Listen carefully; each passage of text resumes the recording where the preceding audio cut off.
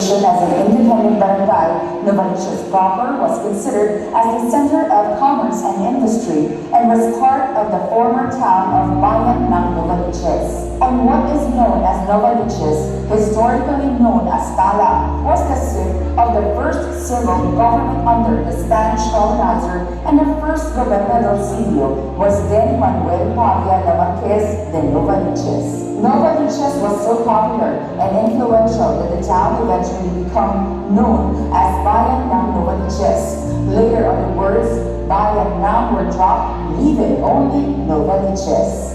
The old Novaliches town originally had 12 barrios and was increased to 15, including their sitios as follows: Santa Monica, San Bartolome, Bagumbong, Bulod, Caydiga, Llano, San Agustin, Pagpag, Soledad, Kay Cristina, Kaligayahan, Poblasyon, Pasong Putik, Binugsok, and Mataas na Lupa o Hacienda Jacinto. Little is known of the fact that Novaliches, a former town previously divided between Quezon City and Caloocan City, also played an important role in the campaign for Philippine independence from Spain, America, and Japan on November 1986. A fierce battle took place between groups of Katipuneros and Spanish soldiers. In that battle, the Novaliches headquarters of the Spanish troops was seized, burned down, and destroyed by raiding Katipuneros. In this battle, General Luis Marines was killed, and the General Luis Street was named after him. During the attack, women, children, and the elders fled to the mountains. The Spanish officials who survived the attack ordered their men to go to the different barrios and mountains and shot all the people they found, young and old, men and women. For almost a year, peace reigned in the town. In the year 1898, however, when the Spaniards left Novaliches, burning the church, the convent, and all the houses in the town before they departed, Andres Bonifacio, the founder of the Katipunan, had organized the revolutionary movement. In fact, he made the Tulyahan River, traversing Quirino Highway between the boundaries of Barangay Bulod and Barangay Novaliches proper as a sanctuary. During this time, the highest Filipino official was Balbino de la Cruz. During the conflagration, all the people left the town, including Capitan Balbino, and returned 4 months later when the Spaniards had finally surrendered and peace was restored. The short-lived Philippine Republic was proclaimed, and the people of Novaliches organized a government, electing the president, Tomas Susano, one of the most learned men of that time. The Katipuneros of Novaliches were in the front lines, while in town, there was peace under the administration of Tomas Susano. On February 4, 1899, was the start of the Philippine-American War. General Emilio Aguinaldo ordered General Antonio Luna to establish defensive positions at Caloocan, along the Tulyahan River, at Novaliches and Hacienda Malinta. This was done in defense to attacking American forces under General Otis and Arthur MacArthur, with the mission of annihilating Filipino forces at nearby Malolos, Bulacan, the seat of General E. Aguinaldo's revolutionary government. The Filipino forces was led by Luciano de la Cruz or General Suño.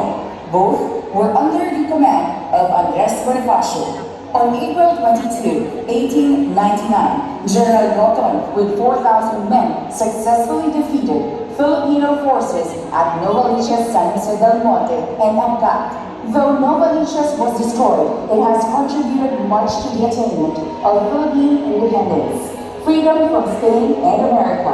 It is also in this era when the Quirino Highway was constructed in 1922. During the American occupation, therefore, Novaliches became a part of Caloocan Rizal until it was incorporated with Quezon City in 1949. Hence, the history of Novaliches cannot be disassociated from that of Quezon City, of which it is now a part.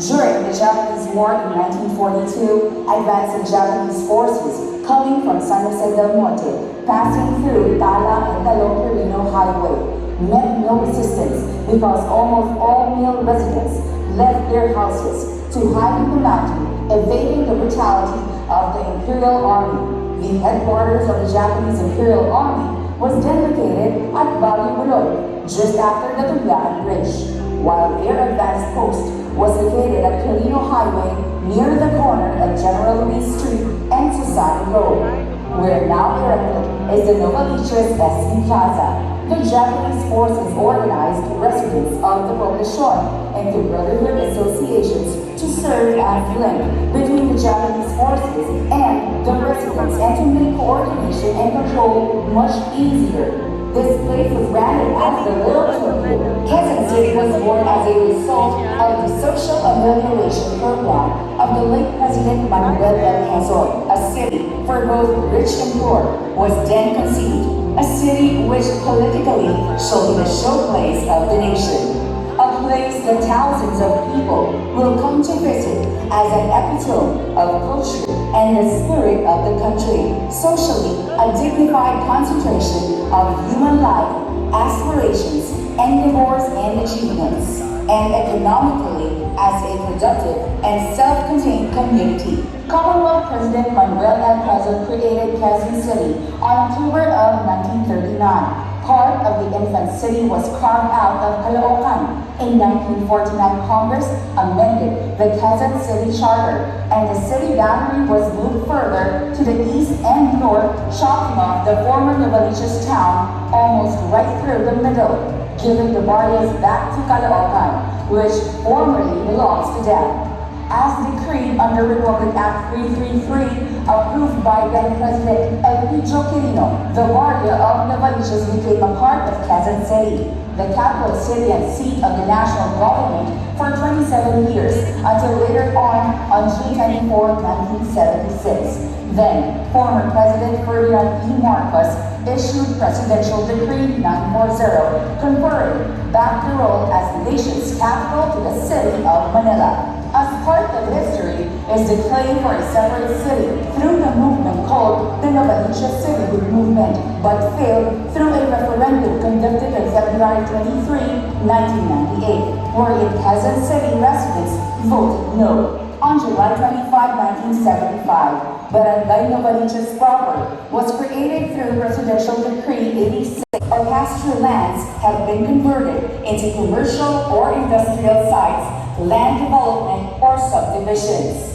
The shift from agricultural to commercial and manufacturing production has led to the identification of development with industrialization. To residents in the area, the strategic location of the former Barrio Poblacion, now Barangay Novaliches proper, in relation to commercial or business opportunities has given advantage not only to residents but also to residents of neighboring barangays that sell their wares or do commerce in this barangay. Novaliches, under its social-economic structure and the pattern of commercial and industrial output, from products of the light industries to the build of heavy industries and infrastructures, which was more economically needed than its capital outlays for project, mainly includes public works, road bridges, highways, hospital, that adds up to the development of an urbanized Novaliches.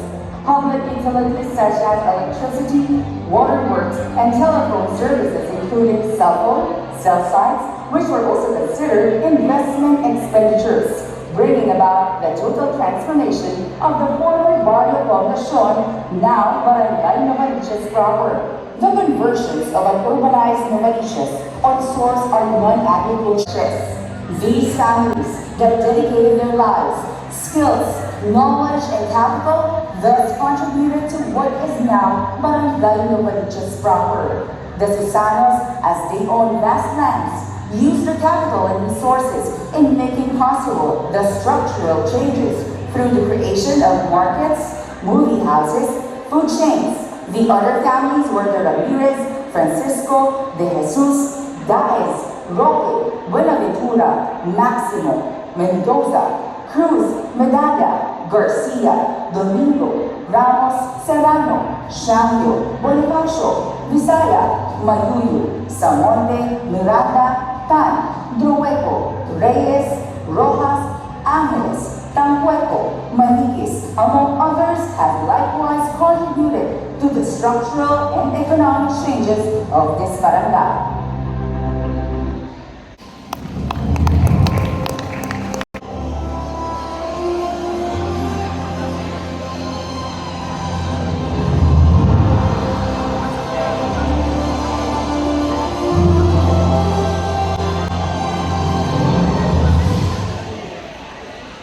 This golden anniversary is a testament to the resilience and spirit of our people.